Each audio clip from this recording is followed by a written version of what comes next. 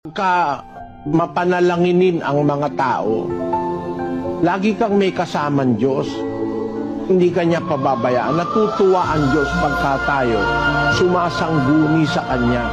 Ang pagsangguni sa Diyos, pagsusumbong sa Diyos, pagdaing, pag mga problema mo, sa Diyos mo sabihin, yun ang nakasulat sa Biblia.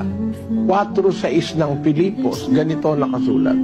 Huwag kayong mga balisa sa anumang bagay, kundi sa lahat ng mga bagay sa pamamagitan ng panalangin at daing na may pagpapasalamat ay ipakilala ninyo ang inyong mga kahilingan sa Diyos. At ang kapayapaan ng Diyos na di masayod ng pag-iisip ay mag-iingat ng inyong mga puso